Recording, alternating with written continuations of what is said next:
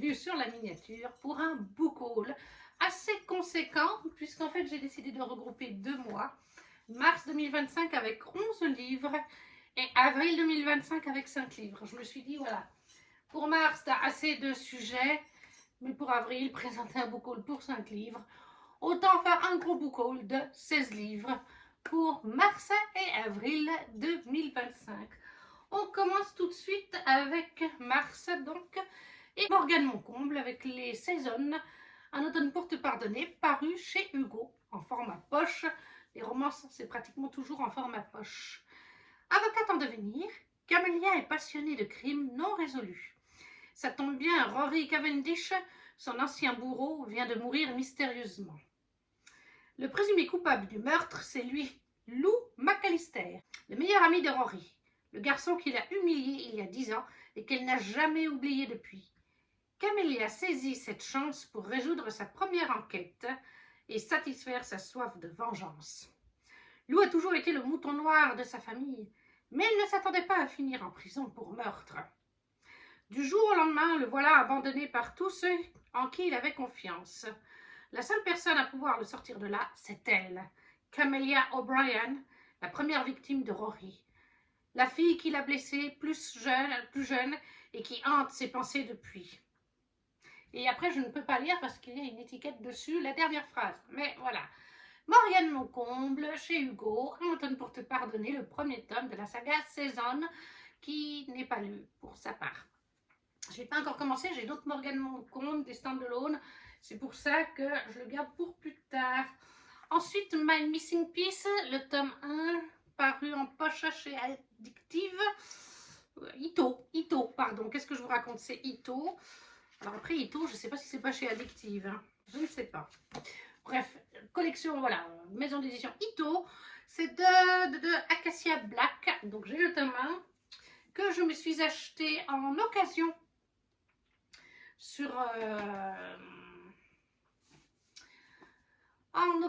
sur Gilbert Joseph.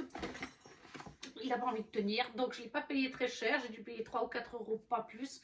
Et j'ai pris au salon du livre de Genève, oui c'est bien ça, le tome 2, toujours d'Acacia Black, toujours chez Ito, tome 1, tome 2. Là on nous dit, Luna et Liam se sont rencontrés à Carolina Beach. Les deux enfants sont très vite devenus inséparables. Au fil des ans, ils partagent leur joie, leur peine, et rien ne semble pouvoir abîmer cette merveilleuse amitié. Jusqu'au jour des 16 ans de Luna, où tout bascule. Ce soir-là, Luna ne peut honorer la promesse faite à Liam, qui se sent trahi et abandonné. Liam ne peut admettre que Luna n'a pas été à ses côtés au moment le plus difficile de sa vie. Leur amitié se brise et ils prennent des chemins différents. 7 ans plus tard, ils se retrouvent à New York, mais Liam n'est plus du tout le garçon que Luna a connu.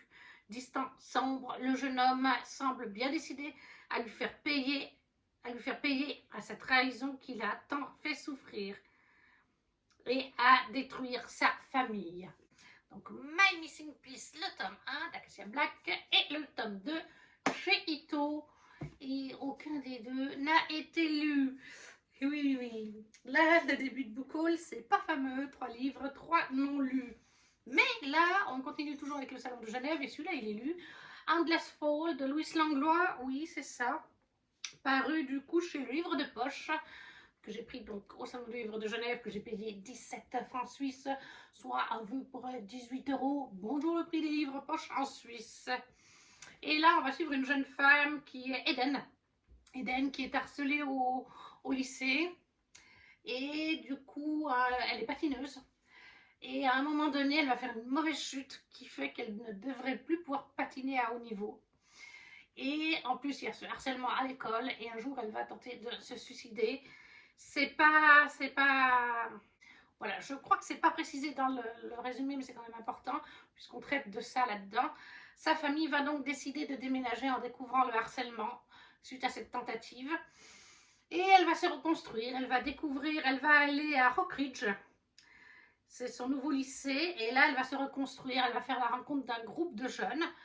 Bien sûr qu'elle va se méfier vu qu'elle était harcelée dans l'ancien lycée. Mais très vite, elle va se rendre compte qu'ils l'adorent, qu'ils veulent l'inclure dans leur groupe. Et elle va commencer à aider un jeune homme, Cole, qui est hockeyeur, mais qui a quelques difficultés sur la glace. Et elle voit tout de suite des petites choses qui pourraient améliorer. Et elle décide de l'entraîner. Parce qu'il est en équipe de hockeyeurs, mais le coach, il ne peut pas prendre le temps pour chaque personne, surtout au niveau du style du patinage, etc. Donc, elle va devenir sa coach. Bien sûr qu'il va y avoir une romance entre eux. Bien sûr qu'elle va retrouver les patins. On s'imagine, c'est une romance. Mais voilà, il y a des thématiques, comme je vous dis, il y a le harcèlement, il y a la mauvaise chute dans son sport, il y a le côté tentative de suicide. Donc il y a des thématiques fortes quand même. Mais Endless Fall de Louis Langlois, chez le livre de poche, lui a été lu du coup. J'ai pas encore lu le tome 2 qui est sur d'autres personnages qu'on découvre dans ce tome 1. Toujours au Salon du Livre de Genève, j'ai pris Mémoire de la forêt, le tome 2 de Michael Brun-Arnaud, chez l'École des loisirs. Celui-là aussi a été lu pendant l'automne, c'est Les carnets de Cornelius Renard. Dans ce tome 2, on a en fait, eh bien, on a toujours Archibald Renard qui tient sa librairie et soudainement va débarquer dans cette librairie un loup qui s'appelle Cornet. Célestin Loup.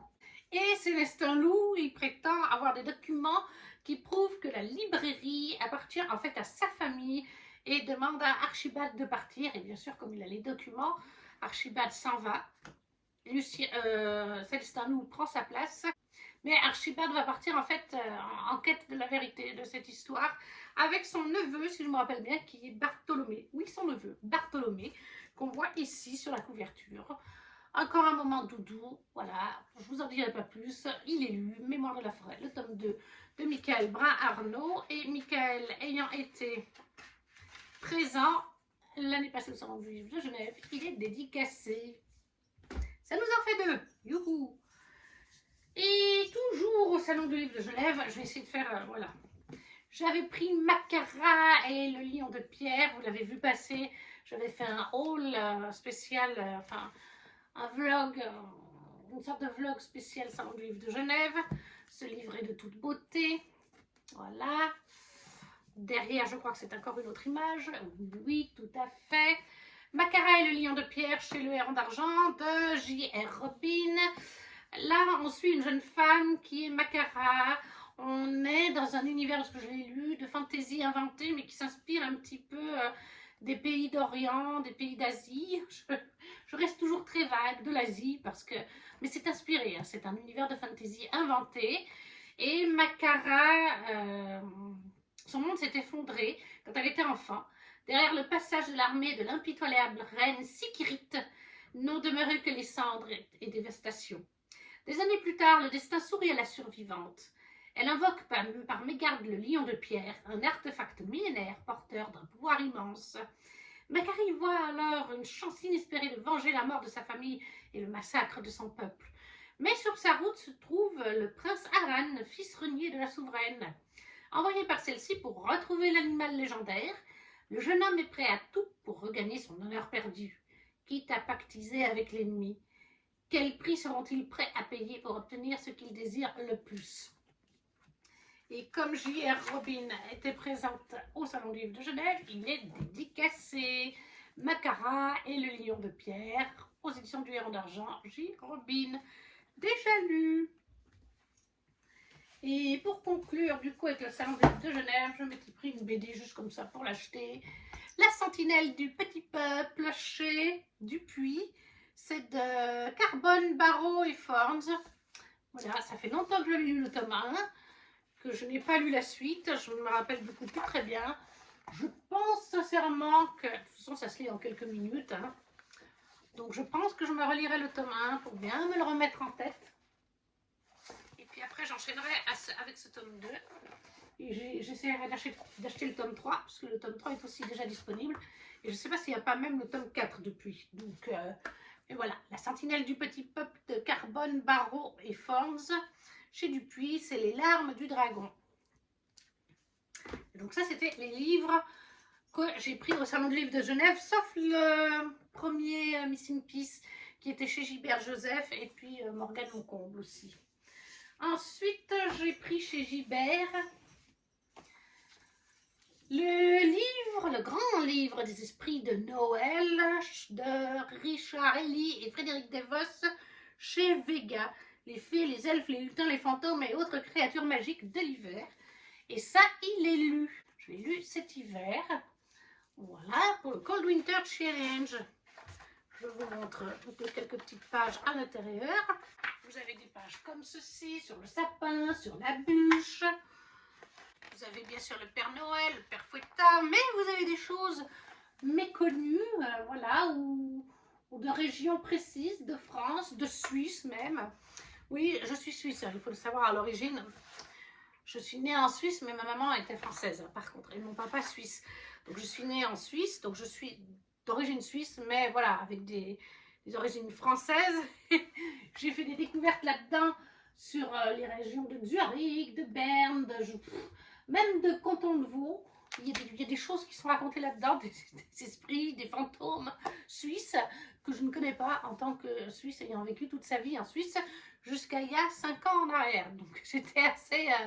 voilà, donc Richard Ely, Frédéric Devos, le grand livre des esprits de Noël chez Vega, édition Vega. Et donc ça, c'était lu. Ensuite, j'avais participé à la campagne Ulule de Errance d'Or, en auto-édité pour le tome 3 de Masques et Monstres, que je vous montre de plus près. Il est de toute beauté. Regardez-moi ça. Magnifique. Voilà. C'est un tome 3, donc ça va être compliqué de vous en parler. Vous avez à la fin tout un bestiaire qui vous explique les créatures que vous voyez dans le roman. Pendant la campagne Ulule, on a débloqué des illustrations que Errance d'Or fait tout elle. Hein. Son texte, sa couverture, son jaspage et ses dessins. C'est une illustratrice, auteure-illustratrice, comme Tiff. Voilà. Je vous en montre deux. Durant la campagne Ulule, il y avait un stickers de Oupire. Voilà notre petite Oupire. Et là, on a un petit marque-page de Oupire qui est en fait à mettre dans votre livre. Je vais essayer de vous montrer. Et si vous le placez bien, si vous ne faites pas comme moi n'importe quoi, voilà, juste ça, de Oupire qui dépasse, c'est trop cute. Donc, il y avait ces deux petits goodies, je ne sais pas s'il n'y en avait pas d'autres. Un marque-page, mais je ne sais pas où je l'ai mis. Il faut que je vous trouve le résumé du tome 1, c'est très compliqué à vous expliquer, Masques et Monstres. Je suis actuellement dans le tome 2 d'ailleurs. Voilà, je vais vous lire le résumé du tome 1 sur Booknode. Blanche et Cornelia n'ont guère l'étoffe des héroïnes. Elles sont fauchées, hirsutes, dorment en pyjama girafe et cohabitent vaillamment avec Greg, leur chat galeux, mangeur de patates. Mais lorsqu'elles rencontrent un jeune sans-abri, leur vie devient soudain beaucoup plus palpitante. Pourquoi leur offre-t-il ces masques somptueux? Dans quel but leur confie-t-il un étrange colis? Bientôt leur quotidien déraille pour de bon. Un autre monde colonise le leur, une dimension mystérieuse emplie de tarasques, de dragons orchidées et de lièvres ailés.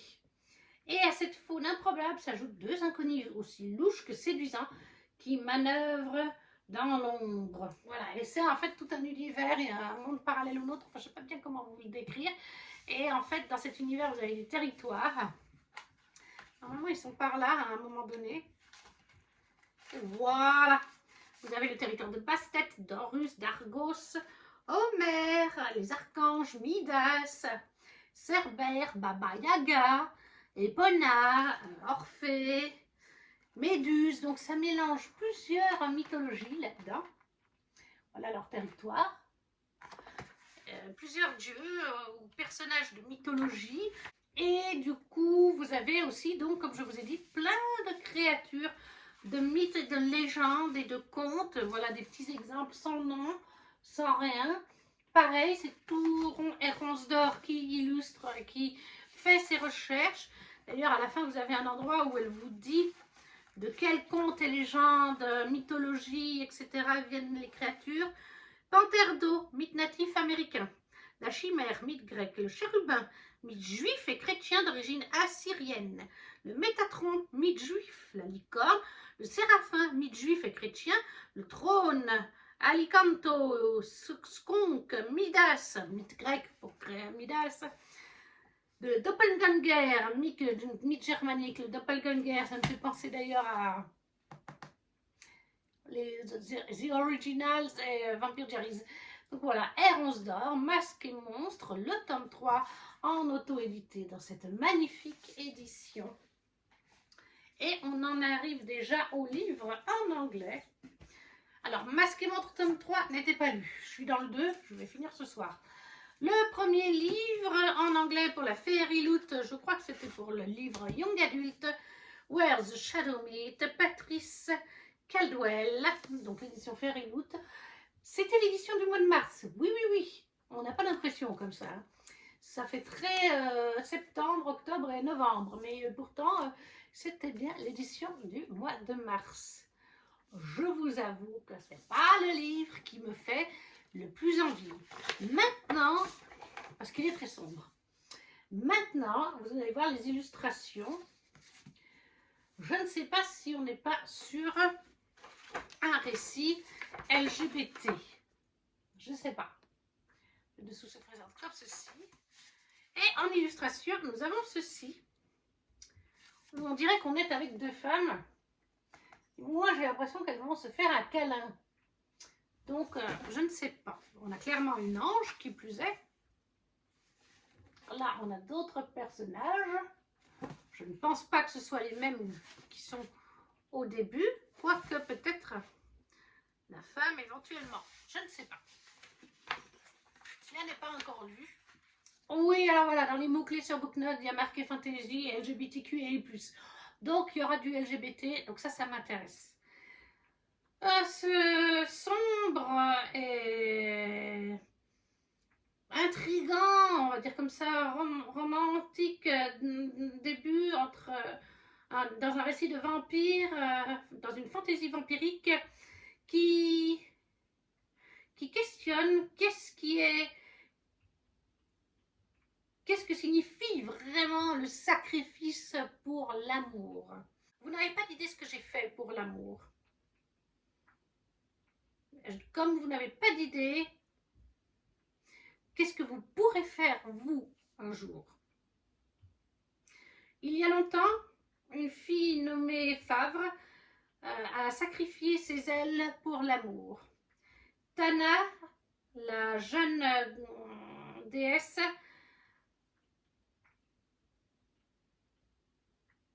elle les a données willingly, sans problème quoi.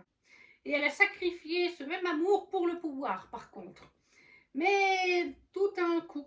Voilà. Je n'irai pas plus loin, le résumé est super long quand même. Donc voilà, juste c'est du LGBT comme je le pensais. Where Shadow Met, Patricia Caldwell, je crois que c'est un tome 1. L'édition Fairy Loot de la Young Adult Box. Et pour le Romantasy Book Only, on a Firebird de Juliette Cross, pardon, dans cette magnifique édition. Lui, il est lu, ça a été un énorme coup de cœur de 2025. Je le trouve très très beau, je le trouve vraiment magnifique. Et du coup, je peux vous annoncer qu'en cherchant là pour le résumer, afin de vous le lire, même si je pensais vous le faire comme ça de tête, eh bien, j'ai vu il va sortir d'ici 2 mois en français. Il sort chez Bookmark dans l'édition Lost Kingdom. Donc je suis contente, vous allez pouvoir découvrir. Surtout que Juliette Cross, elle est déjà traduite chez plusieurs maisons d'édition, il me semble en plus. La Dust Jacket dessous se présente comme ceci. Ça a été un énorme coup de cœur.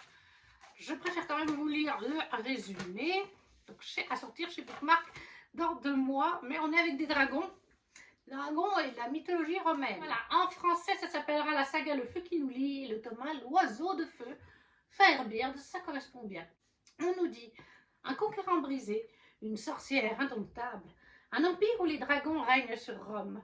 Julian Dacia, général légendaire et neveu de l'empereur, a toujours obéi. Jusqu'au jour où sur le champ de bataille, il reconnaît Malina, la danseuse qu'il n'a jamais oubliée. Pour la sauver, il révèle son secret. La flamme d'un dragon coule dans ses veines. Un acte interdit qui pourrait le condamner. Captive mais farouche, Malina n'est plus la jeune femme qu'il a connue. Et lorsqu'elle découvre que son sauveur est le conquérant au cœur de glace, elle oscille entre méfiance et désir brûlant. Alors que l'empereur prépare une guerre qui pourrait ravager l'Empire, leur destin se lie dans un jeu de pouvoir, de magie et de passion. Dans une Rome dévorée par les flammes, l'amour peut-il survivre ou sera-t-il le dernier sacrifice? Voilà, et donc en effet, les dragons existent dans ce Rome-là. Et en fait, il faut savoir qu'il y a aussi tout un côté mythologique. On nous parle de Rémus et Romulus, qui là n'ont pas été élevés par une louve, mais par une dragonne. Ça a créé les premières lignées de dragons shifters qui se métamorphosent en dragons, comme notre héros, comme on vous l'a annoncé.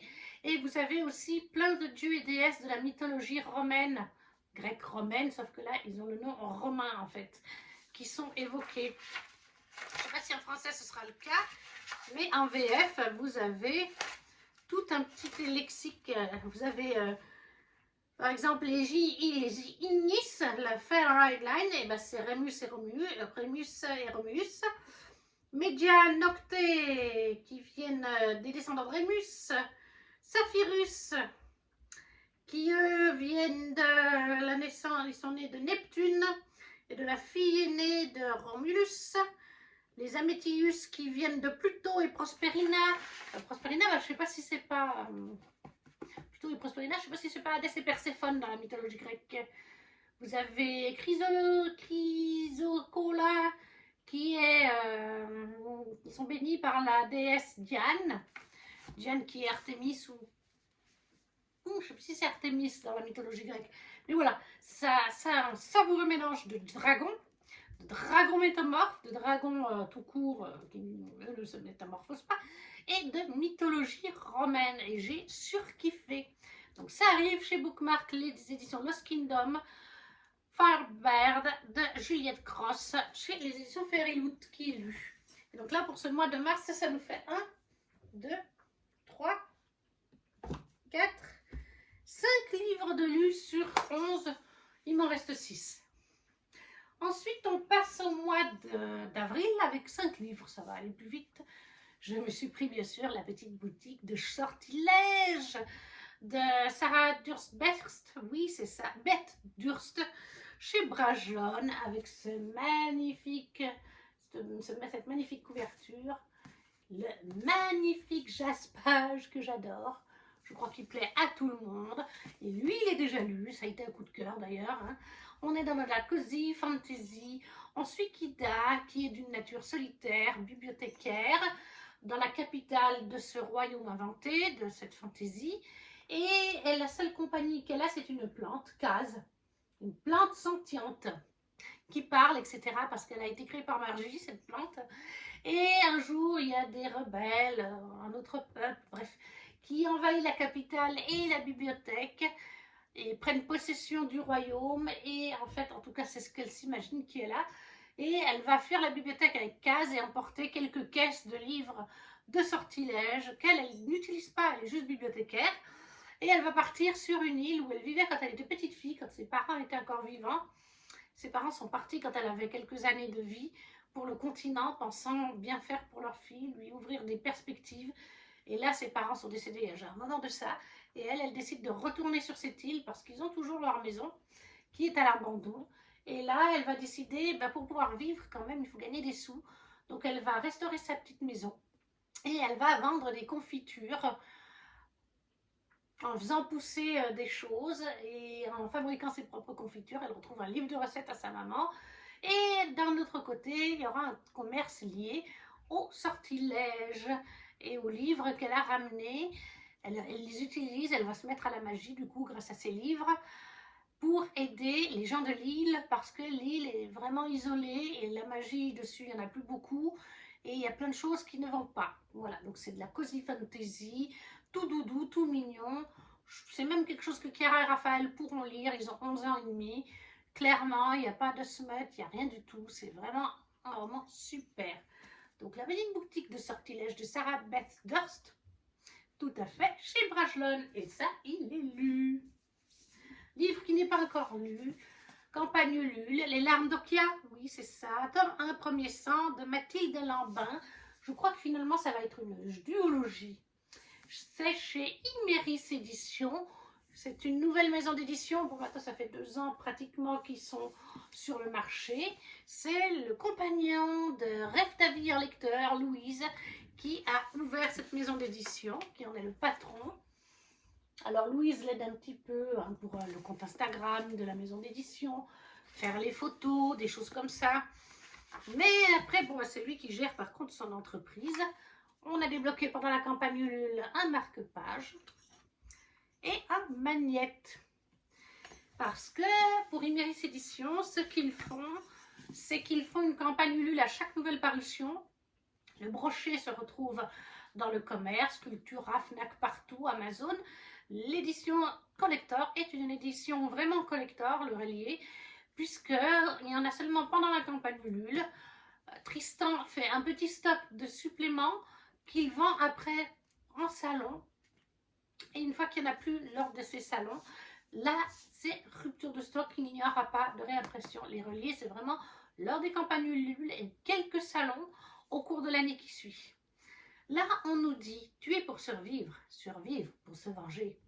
5 ans après l'invasion de son royaume, Nia Crestwood, ancien assassin royal de Windscare, survit comme mercenaire dans les entrailles de Solhavren.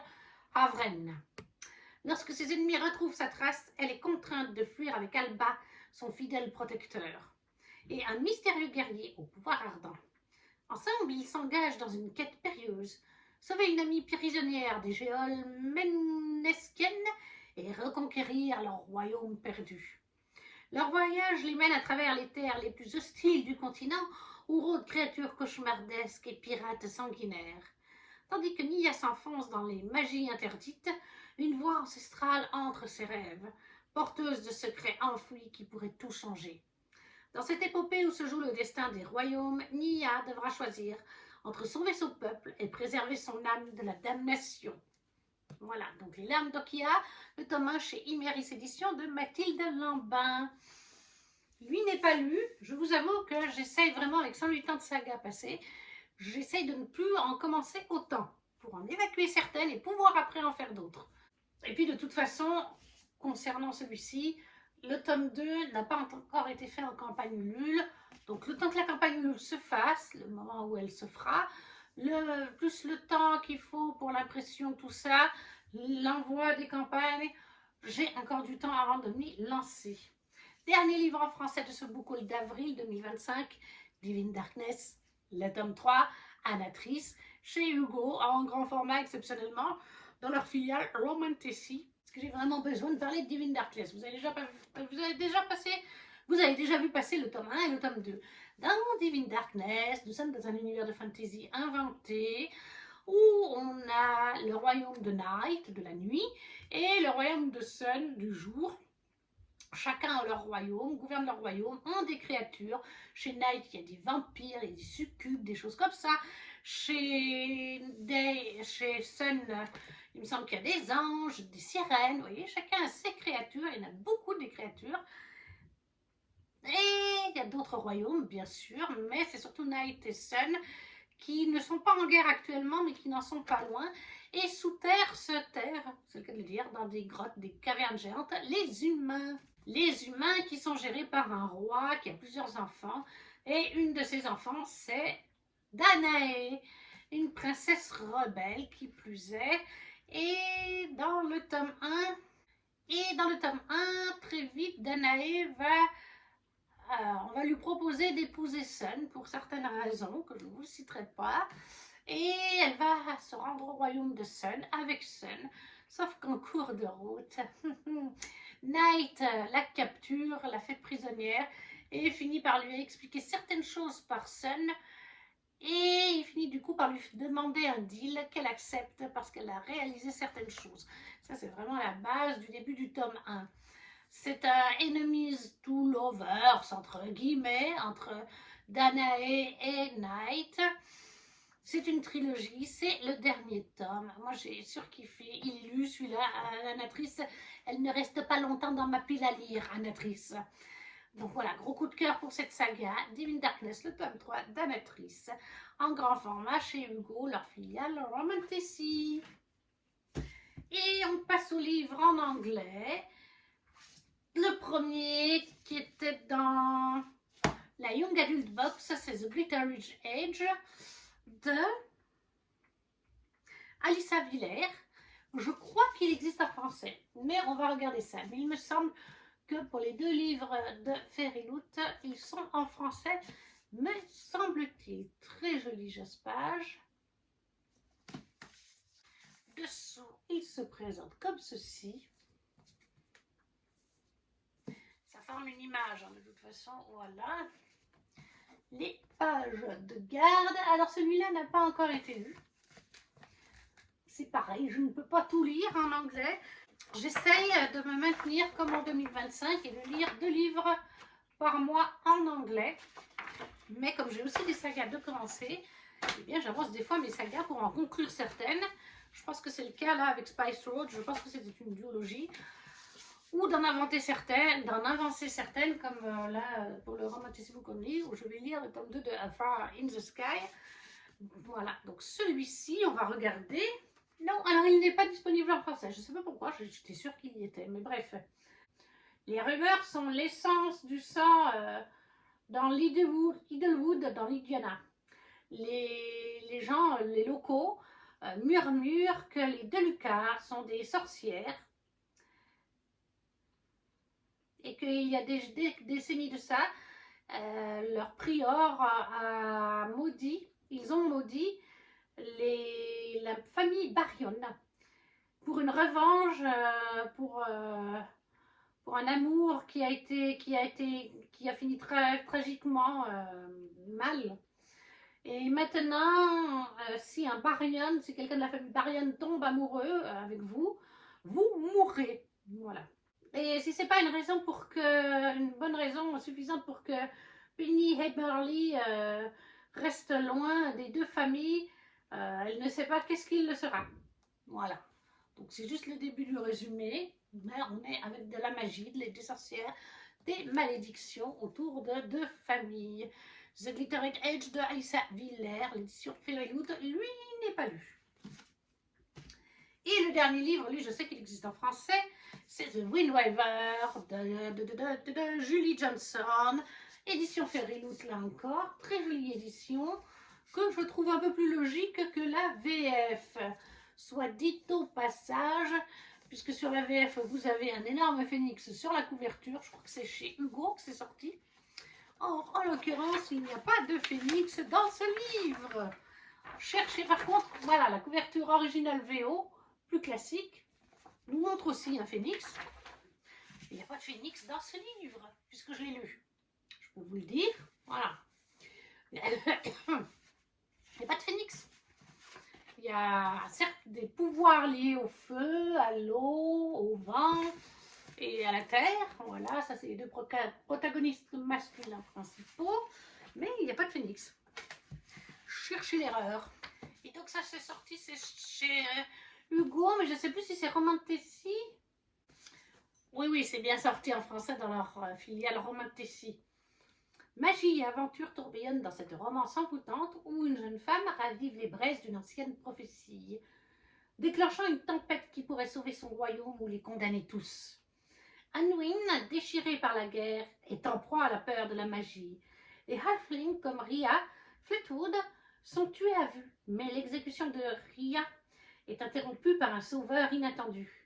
Bien plus terrifiant que ses tueurs potentiels, le mystérieux et mercenaire commandant Sist.